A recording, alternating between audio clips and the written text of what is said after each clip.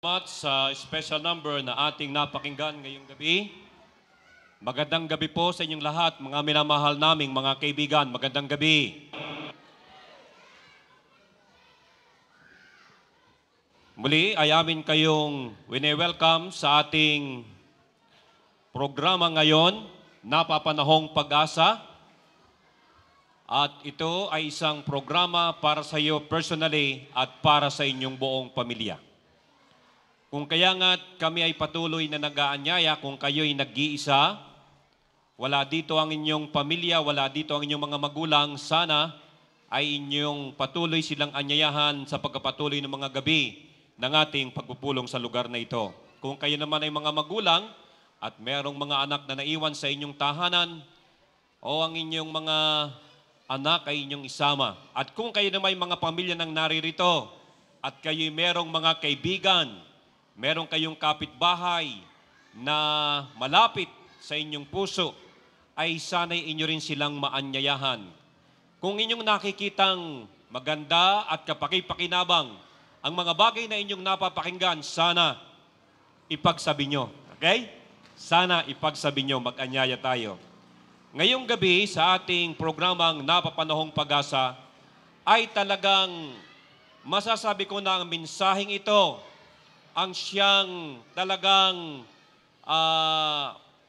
napapanahong pag-asa na ito ang siyang magiging batayan halos ng ating nagdaan at mga darating pang mga pagtalakay tungkol sa ating programa, ang Napapanahong Pag-asa. Kagabi ay ating tinalakay, mga kaibigan ko, kung papaano nagkaroon ng mga pag-aalitan at kung papaanong nagkaroon ng mga problema sa sanglibutang ito. Alam natin na merong kaaway ang Diyos. At sa labanang ito sa pagitan ni Satanas at ng ating Panginoong Hesus, mga minamahal kong mga kaibigan, huwag po nating kakaligtaan at dapat mailagay sa ating isipan na sa labanang ito ni Kristo at Satanas, kayo at ako ay kasama. Kayo at ako ay kasali sapagkat sa labanang ito, ang itinatanong sa atin personally ay, kanino mo ibibigay ang iyong katapatan? Kanino mo ibibigay ang iyong paglilingkod? Sino ang iyong pakikinggan? Ang Diyos ba? Ang Panginoong Hesus ba? O ang kanyang kaaway na walang iba kundi si Satanas? Kagabi ating nakita na kahit pa mula sa pagkabata, naging teenager at naging matanda, ang tao ay talagang nakahilig sa kasalanan. At kung ang tao ay aasa lamang sa kanyang sarili, ay tunay na wala siyang magagawa. Ang sabi doon sa tinatawag na titanic forces, doon sa napakalaki at dakilang kapangyarihan na bumabaka at lumalaban sa atin. Wala tayong kakayanan sa ating sarili. Ang tangi nating pagtatagumpay at tangi nating pag-asa, mga minamahal kong mga kabataan at mga magulang, walang iba kundi ang ating mahal na Panginoong Hesus. Siya ay tinatawag nating tagapagligtas. At siya ay ating tagapagligtas dahilan sa hindi mo kayang baguhin ang iyong sarili. Hindi mo kayang iligtas ang iyong sarili. Subalit ang ating Panginoong Hesus, kaya niyang iligtas ikaw at ang iyong buong sangbahayan. Ang dahilan kung bakit maraming alitan, problema sa loob ng tahanan ay sapagkat maraming tao at maraming tahanan tinatanggihan ang pangunguna at ang paghahari, ang paggabay ng ating Panginoong Hesus. At ito ang ating lubhang kailangan. At ngayong gabi ay muli nating tatalakayin ang tungkol sa ating nagmamahal na Panginoong Hesus. Ang ating paksa ay ang dakilang pag-asa. Ang dakilang pag-asa ng bawat pamilya. Bakit kailangan ng pamilya ang dakilang pag-asa? Merong isang istorya ng isang pamilya, isang lalaki na ang pangalan ay George. Siya'y malusog, matalino. Sa pag-aakala ng iba, siya'y malusog, matalino, at iginagalang na piloto. minamahal at pinagmamalaki ng kanyang pamilya. Isang araw ay parang hindi maganda ang kanyang pakiramdam. Dumaing siya ng panghihina at dahil dito siya nagpatingin sa doktor at malungkot ang naging resulta sapagkat pagkatapos lumabas ang resulta ng pagsusuri, si George pala ay mayroong kanser. Mayroong kanser at dahil dito siya ay napatigil sa kanyang pagtatrabaho. Alam ninyo mga kaibigan ko, ito ay nagdala ng labis na kalungkutan at pagdadalamhati sa kanyang minamahal na asawa. Lalong-lalo na nang kanilang malaman na ang buhay ni George ay mayroon ng takda, mayroon ng taning. Okay? Malungkot. At habang siya'y nararatay, siya ay nagsabi sa kanyang asawa ng ganito, "Mahal ko, maaaring hindi na ako makabalik ng buhay sa ating tahanan. Subalit, ikaw ay muli kong makikita doon sa tahanang inihahanda ng Panginoong Hesus. Siya ay malapit nang bumalik at tiyakin mo, mahal kong asawa, na ikaw at ang ating mga anak ay magiging handa sa pagsalubong sa Kanya."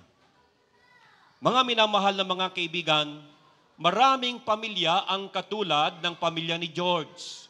Maraming pamilya ang nakakaranas na ang ating mahal sa buhay ay nagkakaroon ng karamdaman, hindi po ba? Alam ninyo, pag dumarating ang karamdaman, talagang ito ay walang magawa ang tao. Kahit na ikaw ay merong salapi at talagang ikay mamamatay. Walang magawa ang tao. Subalit minamahal kong mga kaibigan, ang maganda kay George, bagaman siya ay merong taning ang kanyang buhay, nasa kanyang isip at nasa kanyang puso, ang pagbabalik, ang dakilang pag-asa sa kanyang puso. At ito'y walang iba, kundi ang pagbabalik ng ating Panginoong Hesus. Naghihirap, nalulungkot, ang maraming pamilya, mga mayroong sakit, mayroong hirap at dusang tinitiis. At ang iba namamatayan at ang iba ay namatayan na at sila'y dumanas ng sobrang kalungkutan at pangungulila. Marami ang nanglulupaypay, marami ang nawawalan na ng pag-asa. Subalit mga kaibigan ko, sinasabi ng Biblia, kung kayo man lamang ay magkaroon ng pananampalatayang kasing laki ng binhi ng mustasa, kung magkagayon ay kaya ninyong mapalipat kahit na ang mga bundok. Ang problema magkaminsan sa mga nangyayari sa atin ay kinakailangan natin ng napakalaking pananampalataya na singlaki ng bundok para lamang maiusod ang isang maliit na butil ng binhi. Now, sa lahat ng mga pamilyang dumaranas ng hirap, sa lahat ng mga pamilyang dumaranas ng sakit, o kahit na ng mga sakit, ng dusa at ng kamatayan, ngayong gabi gusto ko pong sabihin sa inyo na mayroong napapanahong pag-asa, mayroong mapalad na pag-asa para sa bawat pamilya. At ito ay walang iba, mga kaibigan ko, ang ikalawang pagdating ng Panginoong Hesus, na ito po ay madalas binabanggit sa banal na kasulatan sa liham ng pagmamahal ng ating Panginoong Diyos. Ang katunayan pa nga, kung ating sasaliksikin ang bagong tipan, halos ay 300 beses na binabanggit doon ang tungkol sa pagbabalik ng ating Panginoong Hesus. Now, sa Biblia ay merong kahangahangang ibinigay na pangako mismo ang ating Panginoong Hesus. Juan 14:1-3, ito ang pangako ng ating Panginoong Hesus. Huwag maglumihanan ang inyong mga puso. Manampalataya kayo sa Diyos, manampalataya din naman kayo sa akin, ang sabi niya. Sa bahay ng aking Ama ay maraming tahanan. Kung di gayon ay sinabi ko na sa inyo, sapagkat ako ay paroroon upang ipaghanda ko kayo ng dakong kalalagyan. At kung ako'y makaparoon at may paghanda ko kayo ng kalalagyan, ay muling paririto ako at tatanggapin ko kayo sa aking sarili, upang kung saan ako naruroon, kayo naman ay dumuon. Alam ninyo, masama, magulo ang panahong ating kinabubuhayan. Masama, magulo, maraming problema, maraming suliranin, ngunit ang wika ng ating Panginoong Hesus, ang kanyang sinabi, let not your heart be troubled. Huwag magulumihanan ang inyong mga puso. Huwag mabahala ang ating mga puso. Magtiwala lamang tayo sa Kanya at magtiwala tayo sa Kanyang pangako. Ang Kanyang sabi, ipaghahanda ko kayo. Ipaghahanda ko kayo ng tahanan doon sa langit. Siya ay muling darating upang tayo ay Kanyang kunin. At mga kaibigan ko, ang Kanyang pangako, kung saan ako naruroon, kayo naman ay doroon. Pansinin po natin na ang sinabi ng ating Panginoong Hesus ay tiyak, sigurado. Sinabi niya, I will come again. Muli akong babalik. Hindi niya sinabi na maaaring ako'y babalik. Hindi niya sinabing, pakiwari ko, iniisip ko na ako'y babalik. O di kaya hindi niya sinabi, marahil babalik ako. Ang sinabi ng ating Panginoong Hesus, tiyak ang kanyang pangako, ako ay magbabalik. Siya'y nangakong muling darating. Sigurado, sapagkat nung una, siya ay dumating. Tulad ng kanyang unang pagdating, nang siya ay ipinanganak doon sa Bethlehem. Ito po yating makikita sa Mateo 1:21. Ngayon, ano ang sinasabi ng banal na kasulatan? Ano pa ang sinasabi ng ibang kinasihan ng mga lalaki at babae o mga lalaki at mga propeta na kanilang pinatunayan at kanilang pinagtibay ang pangako ng ating Panginoong Hesus? Hebreo 9:28, gayon din naman si Kristo na inihandog na minsan upang dalhin ang kasalanan ng marami, sa ikalwa ay pakikita, hiwalay sa kasalanan, sa ikaliligtas ng mga nagsisipaghintay sa Kanya. Mga kaibigan ko, ang ating Panginoong Hesus ay muling paparito sa ikaliligtas ng mga nagsisipaghintay sa Kanya. Mahalaga po nating pansinin yung salitang naghihintay. Kung ikaw ay naghihintay, handa ka. Subalit kung hindi mo iniisip ang iyong paghihintay at hindi mo isinasa puso ang paghihintay sa Kanya, baliwala yan. Baliwala yan. Subalit ang sinabi sa atin dito, ang babalikan, okay, ang kukunin ng ating Panginoong Hesus upang dalhin sa Kanyang kaharian ay ang mga taong naghihintay sa Kanya. Sila'y naghihintay at sila'y handa sa Kanyang pagbabalik. Now, ang ating Panginoong Hesus ang sabi, naghahanda in my Father's house, ang sabi sa Ingles, in my Father's house are many mansions. Sa bahay ng aking Ama ay maraming tahanan. Ang ating Panginoong Hesus ay naghahanda ng mansyon. Maraming mga tahanan para sa inyo at sa akin. Babalik siya at tayo kanyang kukunin upang makasama niya at ibigay sa atin, mga kaibigan ko, ang buhay na walang hanggan. Ito ang ating napapanahong pag-asa. Mga kaibigan ko, magulo, may hirap. Oo nga tayo'y merong, yung bang magkamisa, nasasayahan tayo. Masaya tayo ngayon, bukas hindi na. Ang ating kasiyahan ay hindi palagi. Mamaya, masaya. And then, sa isang taon, biglang darating ang mga problema at ang masakit nga noon, kung mayroong dumarating na karamdaman sa tahanan. Hindi ba? Alam nyo, naaawa ako pagka nakakakita ako ng mayroong sakit. Nakakaawang tingnan, naghihirap ang taong mayroong karamdaman. nakakaawang pagmasdan ang pamilya. Di ba? Sila'y nalulungkot. At pagkatapos magkaminsan pa'y halos ay walang maipagpagamot. Tama? Mabuti kung merong maipagpagamot. Ang iba'y talagang sabi sa amin, haplit doon, haplit dito, utang doon, utang dito, benta doon ng kung ano, para lamang makapagpagamot. And then pagkatapos sila'y magpagamot, naalala ko yung mga mayroong karamdaman na dinadialysis, na isang treatment nito ay libo-libo, ay hindi naman pwede na isa lamang, lagi yang inuulit. Yung mga nakakaalam sa inyo ng ganito mga sitwasyon, nakakaawa, hindi ba? Parang, ito po ang puntos ko. Kung wala tayong inaasahang pagbabalik ng Panginoong Hesus,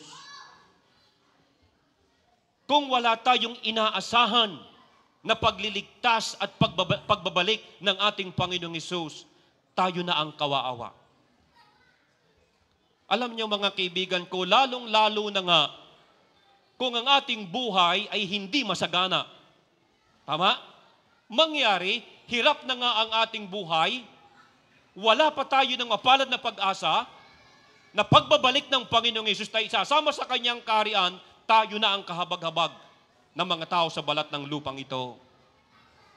At sinasabi ko po sa inyo mga kaibigan ko, na kung nasa atin ang pag-asa ng pagbabalik ng ating Panginoong Hesus, kahit na tayo mahirap, ang ating isip at ang ating puso't kaluluwa ay mayaman, sapagkat ang pangako ng ating Panginoong Hesus, anak ko, maghintay ka lamang, maghanda ka lamang, sapagkat ako'y mayroong itinayong tahanan para sa iyo sa aking kaharian. Amen? Ngayon, sa kabaliktaran naman ito, kung ikaw na may nagtatamasa ng kayamanan at lahat ng kasaganaan sa balat ng lupang ito, at kung wala sa iyong mapalad na pag-asa na ipinangangako ng ating Panginoong Hesus, mayaman ka man sa lupang ito, ikaw ay mahirap at dahok sa paningin ng langit. Ang sabi ng ating Panginoong Hesus, ano ang pakikinabangin ng tao? Makamtan man niya ang lahat ng bagay sa mundong ito at hindi naman siya magmamana ng pangako ng Diyos. O ang sabi ng ating Panginoong Hesus, lahat ng yan ay walang kabuluhan. Tingnan po ninyo mga kaibigan ko. Nabanggit ko na noong nagdaang gabi, kumusta ang buhay ng tao? Gaano kahaba ngayon ang haba ng buhay ng tao? 70 years. Mapalad na kung ako'y umabot ng 70 anyos, di ba? Napakarami ng sakit. Polluted ang mundo, magkamisa ng mga tao'y pabaya sa kanilang kalusugan, paigsi ng paigsi ang buhay ng tao. Alam ba ninyo, pabata ng pabataan nakaka-high blood. Pabata ng pabataan namamatay sa atake di kurason. Pabata ng pabataan namamatay sa sakit sa puso. Paigsi ang buhay ng tao. Di po ba? Ngayon, kung halimbawang mahaba ang buhay natin, 70 or 80 years, ginamit mo ang buhay mo sa paraang gusto mo at hindi ka naglingkod kay Kristo. Kung siya'y dumating, wala kang buhay na walang hanggan. Sapagkat ang kanyang kukunin ay ang mga taong nagbigay ng kanyang sarili sa kanya at mga taong naghahanda para sa kanyang pagbabalik. Ngayon, minamahal kong mga kaibigan, atin pong ikumpara. Gaano ba ang yung tinatawag na paghahambing? 70 years, 70 taon, gugunin mo sa paraang gusto mo.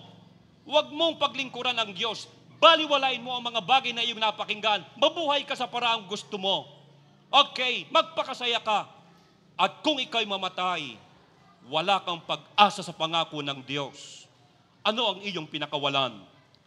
Buhay na walang hanggan. Alin ba ang mas matimbang? 70 taon, mabuhay ka sa sarili mo, walang pagbabawal, walang pagsunod sa Diyos? O yung sumunod ka sa Diyos, mabuhay ka na mayroong kabanalan at mayroong kang pag-asa at katiyakan sa pangako ng Diyos na buhay na walang hanggan. Mga kaibigan ko, ito ang panukala ng Diyos sa tao. Anyway, mga kaibigan ko, alam nyo ang tao, pag ang tao'y mahina na at merong sakit, Pag ang tao ay mayroong kapanganib na hinaharap, sino ba ang tinatawagan niya? Panginoon kong Diyos. Tama? Panginoon kong Diyos. Alam po ninyo mga kaibigan ko, ito'y nakikita maging doon sa Amerika. Doon sa Amerika, ako'y mahulog din niya, ako pala na doon na sa tabi. Baka ako'y maunang pumunta sa langit. Alright, biro lang. Ako pala'y malapit na sa tabi kasi sabi nung video ako sa may ilaw. Okay. Ngayon, alam po niyo doon sa Amerika, mayroong mga tinatawag ng mga atheist. Pag sinabing atheist, hindi sila naniniwala sa Diyos. Okay? Pero itong mga taong ito, meron pong ilan sa kanila, hindi sila naniniwala sa Diyos. Ay ang nangyayari, dumating ang karamdaman at sila'y mamamatay. Alam niyo ang kanilang dalangin?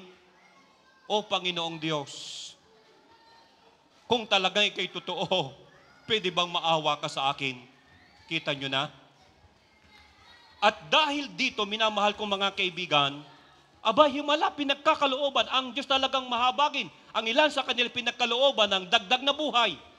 At ito ang dahilan kung bakit sila nakapagpapatotoo na ang Diyos ay malaki ang ginawa sa kanilang buhay. Ano po ang punto? Kailangan natin ang Panginoong Diyos, ang Panginoong Hesus sa ating buhay. Hindi po ang Panginoong Diyos parang jacket na kung kailan lamang tagginaw ay ating kukunin at ating isusuot. No. Ang Diyos ay Diyos na dapat nating mahalin at dapat nating paglingkuran. Ang Diyos ay ating Ama ng mapagmahal. At ang ating Amang mapagmahal, sa pamamagitan ng kanyang anak ay nangako, maghanda kayo. Naghahanda ako ng inyong tahanan doon sa aking kaharian. Ako ay babalik at sa kanyang pagbabalik, tayo ay kanyang kukunin at tayo'y makakasama niya sa kanyang buhay na walang hanggan. Mga kaibigan ko, ang pagbabalik ng ating Panginoong Hesus, ito ay tinatawag ng Biblia na mapalad na pag-asa. Ito ang ating blessed hope. Ito ang mapalad na pag-asa ng bawat pamilya. Ang sabi sa atin sa Tito 2:13, na hintayin yung mapalad na pag-asa at pagpapakita ng kaluwalhatian ng ating dakilang Diyos at tagapagligtas na walang iba kundi ang ating Panginoong Hesus. Binabanggit dito sa talata, mga kaibigan ko, 3 bagay. Una, hintayin ang mapalad na pag-asa. At ang mapalad na pag-asang iyon ay ang pagbabalik, pagpapakita sa kaluwalhatian. Ikalawang bagay, ninupo ng ating dakilang Diyos. Binabanggit dito ng talata ni Tito na ang ating Panginoong Hesus ay dakilang Diyos. Siyempre pa, Diyos na nagkatawang tao. At dito'y maliwanag na maliwanag ang talata na nagsasabi, ang ating Panginoong Hesus ay dakilang Diyos. At dagdag sa rito, ang ating Panginoong Hesus ay siya mong tagapagligtas. Amen? Gusto ko pong banggitin sa inyo, ito side track, ano? Ang ating Panginoong Hesus na tagapagligtas, ang ating Panginoong Hesus na tagapagligtas, siya po ay nagligtas, siya ay nagliligtas, okay? Wala dito yon, side track ito, at siya po ay magliligtas. Pag nagdaan, pangkasalukuyan, at pang hinaharap o darating. Pastor, ano po ang ibig niyong sabihin siya ay nagligtas sa nakaripas? Ito po ang ibig sabihin noon. Ang ating Panginoong Hesus ay iniligtas tayo sa tinatawag na penalty of sin. Iniligtas tayo ng Panginoong Hesus sa kabayaran ng kasalanan. Ano po ba, Pastor, ang kabayaran ng kasalanan? Roma 6:23, ang kabayaran ng kasalanan ay kamatayan. At ang sabi sa ating mga nagdaang leksyon, ilan ang nagkasala? Lahat ay nagkasala. Maski na nga si Pastor Amuraw. Walang banal, walang matuwid, wala kahit isa. Kung kaya nga kayo at ako ay nasa ilalim ng hatol na kamatayan ng Panginoong Diyos. Bakit? Mamamatay ang nagkasala. Merong kaparusahan.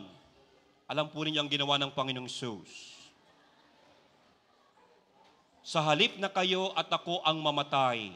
Yun ang dahilan kung bakit siya'y nabayubay sa krus sa bundok ng Kalbaryo.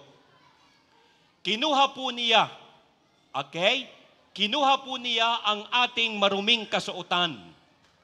Kinuha niya ang ating mga kasalanan. At siya ang umako sa parusang dapat ay sa inyo at dapat ay sa akin. Kaya siya ay namatay para sa kabayaran ng inyo at aking kasalanan. Ito po dagdag. Bakit tayo namamatay pa, Pastor? Tayo pala iniligtas na. Bakit namamatay pa tayo? Ha? Bakit tayo namamatay pa? Yung pala tayo nailigtas na. Anong kamatayan ang ikinamatay ng ating Panginoong Hesus? Ang kamatayang ikinamatay ng ating Panginoong Hesus ay yung kamatayan sa apoy ng impyerno. Maliwanag po ba? Yun ang tinatawag sa Biblia na ikalawang kamatayan. Okay? At yun ang parusa sa dagat-dagatang apoy na impyerno na ito'y mangyayari pa hindi ngayon kundi sa hinaharap sangayon sa Biblia. Kung ito'y gusto niyong malaman, ito ninyo sa aming mga mag-aaral. We may not have the time tonight to discuss everything about this. Maaaring hindi tayo magkaroon sapat na oras. Subalit gusto kong sabihin sa inyo na ang kamatayang ikinamatay ng Panginoong Hesus ay yung ikalawang kamatayan na ito'y ang kamatayan sa impyerno. In other words, sa halip na kayo at ako ang maimpyerno, ang Panginoong Hesus na ang naparusahan ng kamatayan doon sa impyerno. Kung kaya nga, natatandaan niyo ba ang sinabi ng Panginoong Hesus nang siya'y nakabayubay sa krus? Diyos ko, bakit mo ako pinabayaan? Nalasap po niya ang parusang dapat ay sa inyo at dapat ay sa akin. Now, iniligtas tayo ng Panginoong Hesus doon sa tinatawag na kabayaran ng kasalanan na ito'y walang iba kundi ang kamatayan. Now, inililigtas pa tayo ngayon ng Panginoong Hesus. Pastor, anong ibig niyo sabihin? Pangkasalukuyan. Mangyari, kung tatanggapin mo si Kristo sa iyong buhay, hindi ka nababago kaagad sa iyong pag-uugali. Right? Ang pagbabago, hindi nangyayari sa isang tulog lamang. Naniniwala ba kayo doon? Halimbawa kayo sinungaling kayo ngayon. Bukas kaya hindi na kayo sinungaling? Ay meron pa rin tendency magsinungaling eh. Tama? Alright. Bakit? Ang sabi ng Biblia, tayo ipinaglihi sa kasalanan. At minamahal kong mga kaibigan, hindi natin kayang baguhin ang ating sarili. Subalit sinasabi ko sa inyo ngayong gabi, si Kristo ang babago sa iyo. Amen? Si Kristo ang babago sa iyo. Babaguhin ang iyong buhay kung siya ay makamtan. Ang maging kay Kristo ay tunay na ligaya ng sambahayan. Siya ang babago sa iyo. Yung iyong mahirap na pagbabago na ginagawa mo sa sarili mo, kaibigan ko, ibigay mo lang ang buhay mo kay Kristo at ikaw ay kanyang babaguhin. Mangyari, iniligtas pa tayo ni Kristo, mga kaibigan ko. Iniligtas pa tayo ni Kristo doon sa tinatawag na kapangyarihan ng kasalanan. At ang tawag natin doon ay pagpapakabanal. Pagbabagong buhay. Alright? Si Kristo ang babago ng buhay mo.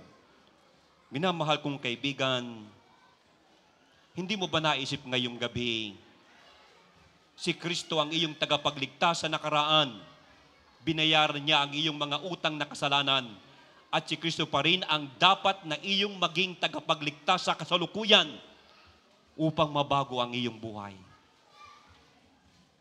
Panghinaharap, ang ating Panginoong Hesus ay ililigtas pa tayo.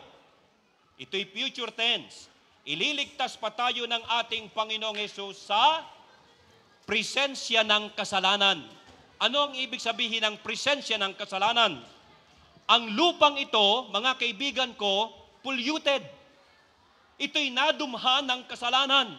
Narito ang iba't ibang uri ng dumi, pollution. Narito ang iba't ibang hirap. Narito ang iba't ibang dusa. Narito ang iba't ibang problema. Narito ang kamatayan. Pag dumating ang Panginoong Hesus, dadaling Kanya, ikaw at ako, doon sa isang lugar na wala ng kasalanan.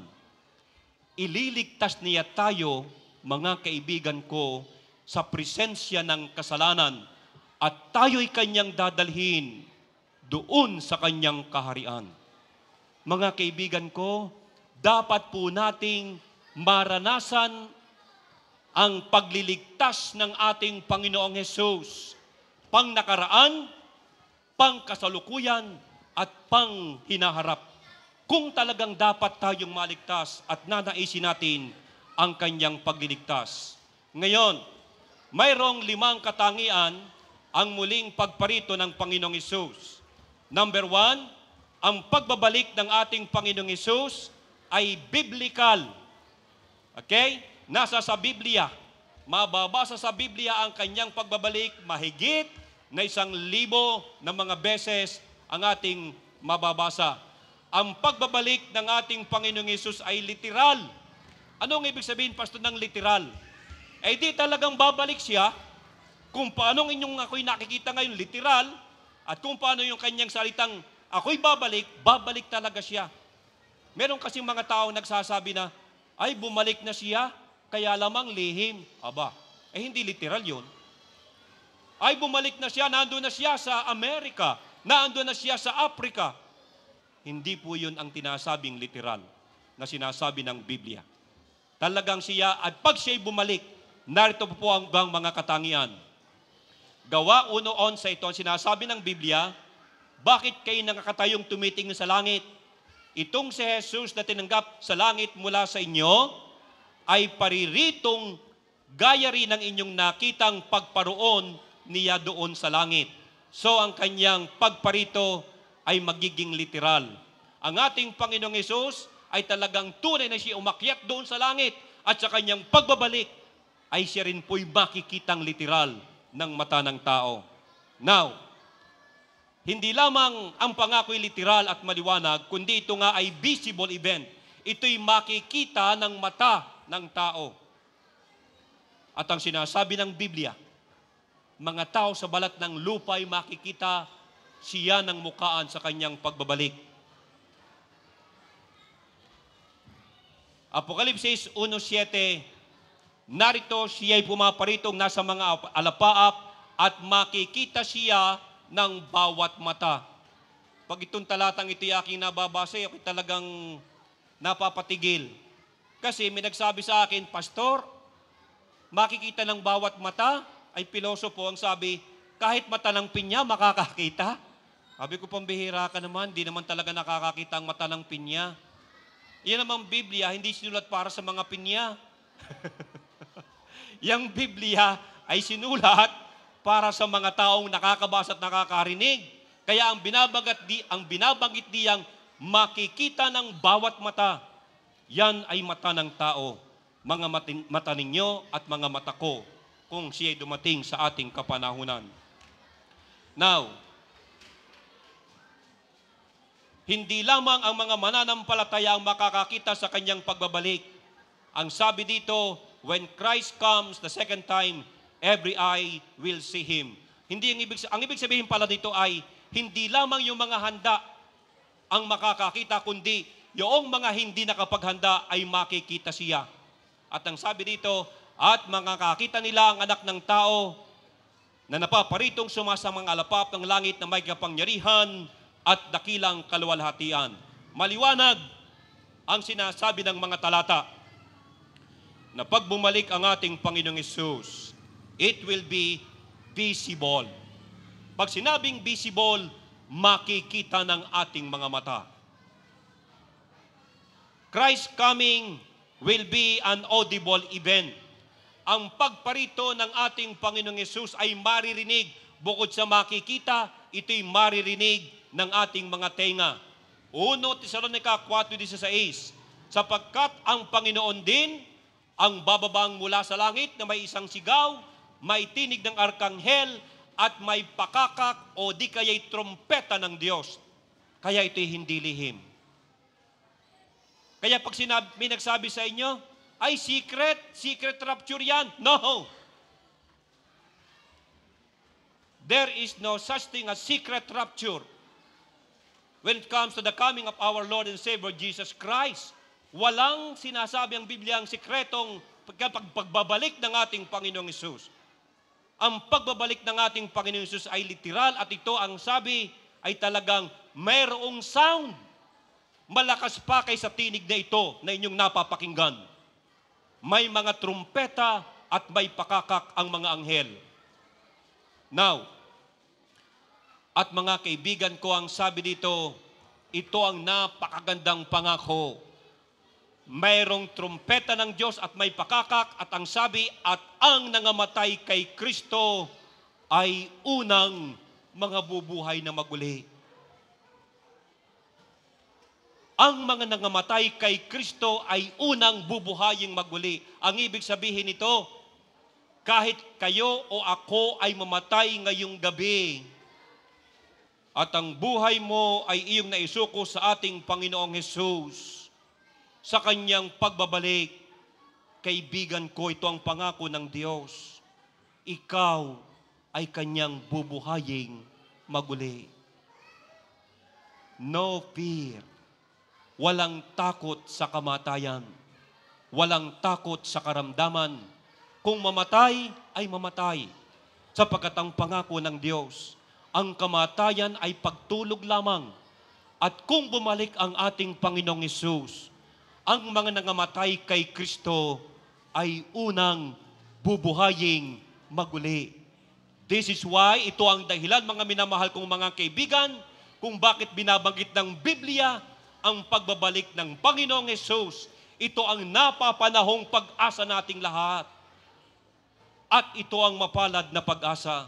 Ang nangamatay kay Kristo ay unang mga bubuhay na maguli.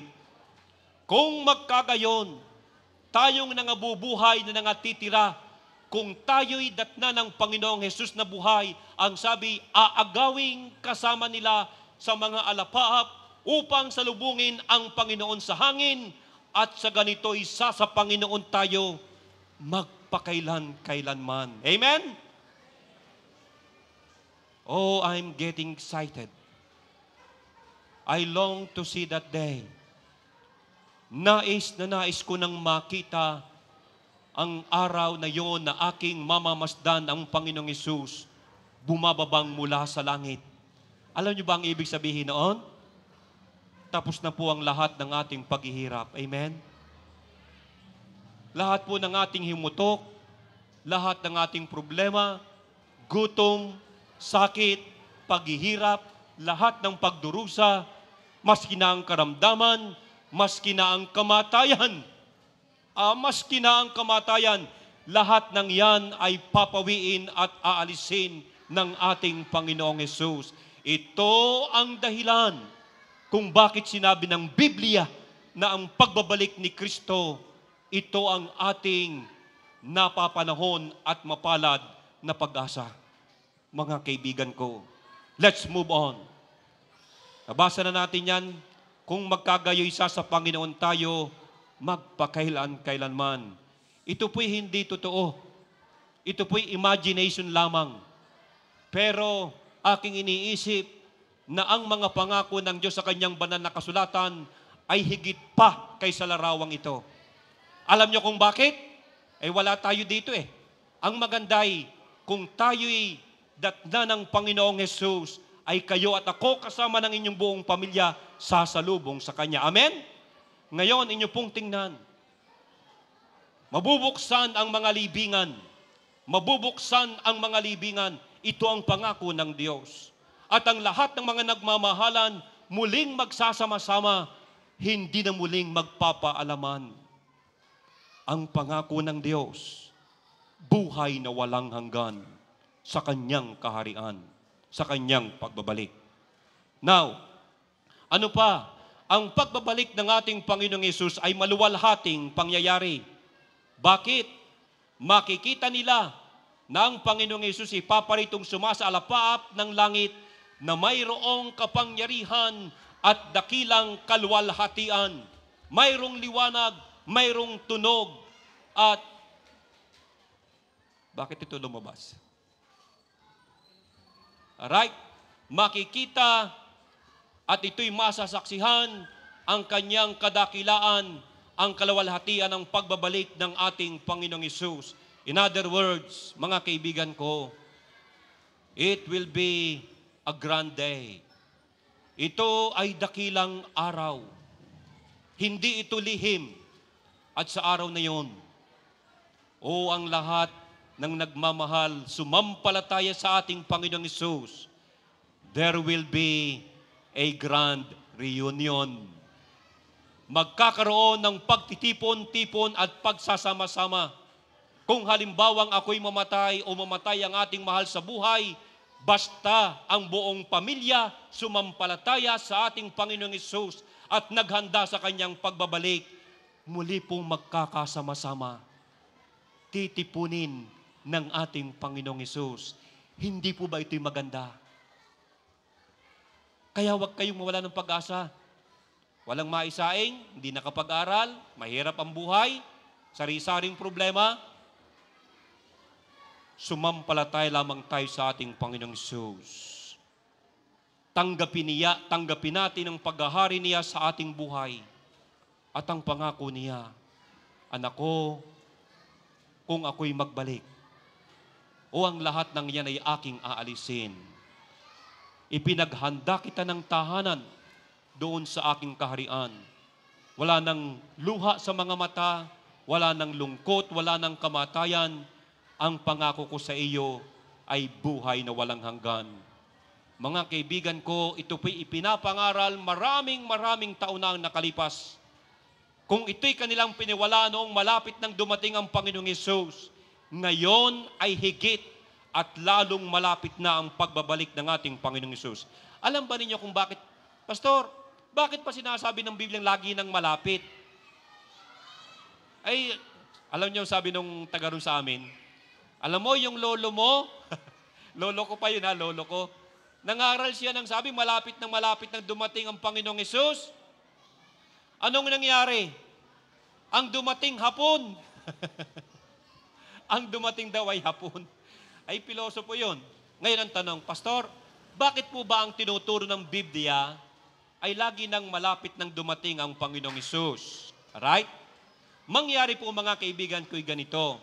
Ang nais ng ating Panginoong Hesus, ang ating maging sa isip, ang ating attitude ay lagi tayong handa.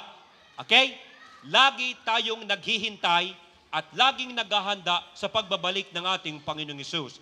Para itong isang babae na paanakin. Yung po ang binibigay na halimbawa. Parang isang babaeng paanakin na anumang oras magluluwal ng kanyang sanggol.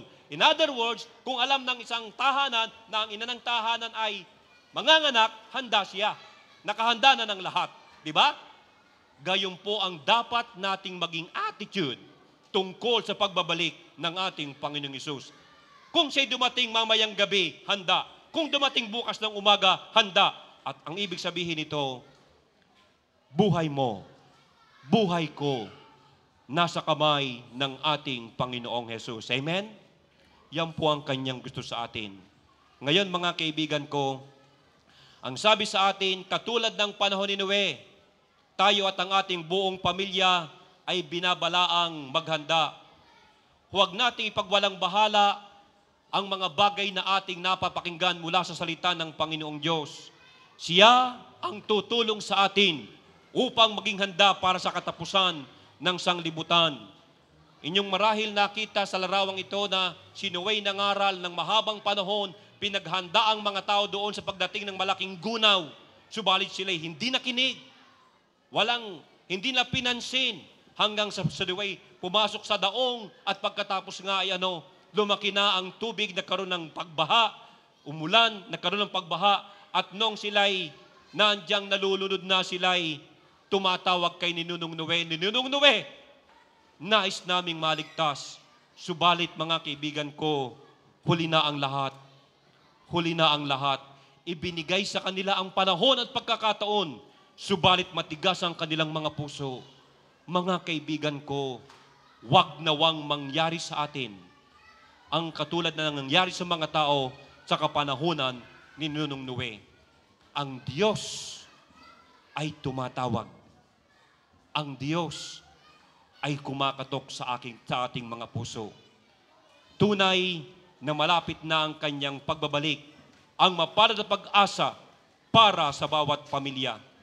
Honest question para sa ating lahat. Ang pagbabalik ng ating Panginoong Hesus. Ito ang itinuturo ng Biblia na ating mapalad na pag-asa. Ang kanyang pagbabalik, mga kaibigan ko, tayo ay kanyang dadalhin doon sa kanyang kaharian na kung saan ay walang kasalanan, walang hirap, walang lungkot, walang kamatayan, wala na lahat ng ating mga suliranin. At ang nais ng ating Panginoong Diyos, kayo at ang inyong buong pamilya ay dalhin sa kanyang pinagpalang kaharian. Ang tanong, mga kaibigan ko, siya'y nag-aalok, anak ko, nais mo ba na ikaw ay aking dalhin at makasama ko sa aking pagbabalik sa aking kaharian? Meron lamang isang kondisyon. Ibigay mo sa akin ang sarili mo, ang puso mo, at hayaan mo na ako ang maghari sa buhay mo at sa iyong buong sangbahayan. Kaibigan ko, ang Diyos ay nakatunghay sa atin ngayong gabi. Nababasa niya ang bawat puso ng naririto. Nais mo ba ipahayag sa Panginoong Diyos, sa Panginoong Hesus, O Panginoon, nais ko pong tanggapin sa aking puso at sa aking buhay, sa aking buong sangbahayan, ang iyo pong mapalad na pag-asa. Nais ko pong maghanda para sa inyong pagbabalik, para sa inyong kaharian. Kung ito ang inyong kapasiyahan ngayong gabi, maaari po bang kayo tumayo sa man kayo naroon at kayo po'y aking idadalangin sa Diyos?